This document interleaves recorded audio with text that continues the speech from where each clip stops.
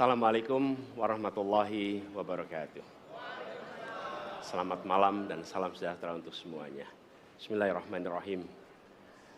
Negara hukum menempatkan hukum sebagai rujukan utama untuk memastikan hadir rasa keadilan, memberikan kebermanfaatan, dan memberikan kepastian kepada semua. Ini harus dipegang teguh oleh pemegang kekuasaan, baik yang di puncak dan seluruh jajaran. Tapi apa yang terjadi? Banyak aturan ditekuk sesuai dengan kepentingan yang sedang memegang kekuasaan. Apakah ini akan diteruskan? Tidak. Ini harus diubah. Ini harus dikembalikan. Kemudian kita menyaksikan betapa pada hari-hari ini tatanan ketika kita menyelenggarakan pemerintahan sering tidak sesuai dengan prinsip-prinsip hukum yang kita pegang. Karena itulah kami melihat perubahan ini harus kita kembalikan. Negara ini adalah negara hukum, bukan negara kekuasaan. Dalam negara hukum, kekuasaan diatur oleh hukum. Dalam negara kekuasaan, hukum diatur oleh penguasa. Dan kita tidak menginginkan itu terjadi. Pada saat ini, kalau kita lihat hukum itu harusnya tegak begini. Inilah hukum. Dalam kenyataannya, dia bengkok. Dia tajam ke bawah, dia tumpul ke atas.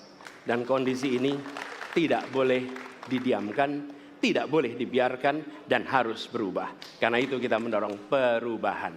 Mengembalikan hukum menjadi tegak kepada semuanya. Dan bila kita saksikan hari ini, ada satu orang milenial bisa menjadi calon wakil presiden. Tetapi ada ribuan milenial, generasi Z, yang peduli pada anak-anak bangsa, yang peduli pada mereka yang termarginalkan. Ketika mereka mengungkapkan pendapat, ketika mereka mengkritik pemerintah, justru mereka sering dihadapi dengan kekerasan, dihadapi dengan benturan, dan bahkan gas air mata. Apakah kondisi ini akan dibiarkan? Tidak, kita harus lakukan perubahan. Oleh karena itu, kami memperhatikan ini sebagai hal-hal yang mendasar. Yang tak kalah penting, ini kedua nih, yang tak kalah penting. Kita menyaksikan pada saat ini, ada peristiwa seperti peristiwa Ibu Mega. Ibu Mega Suryani Dewi, seorang ibu rumah tangga yang mengalami kekerasan rumah tangga, lapor pada negara, tidak diperhatikan, dan dia meninggal korban kekerasan. Apakah akan dibiarkan? Tidak, ini harus diubah. Dan tidak kalah penting, hadir bersama saya di sini ayahnya Harun Ar-Rasyid. Harun Ar-Rasyid adalah anak yang meninggal, pendukung Pak Prabowo di Pilpres 2019 yang menuntut keadilan pada saat itu. Protes hasil pemilu. Apa yang terjadi? Dia tewas sampai dengan hari ini tidak ada kejelasan. Apakah ini akan dibiarkan? Tidak, ini harus diubah.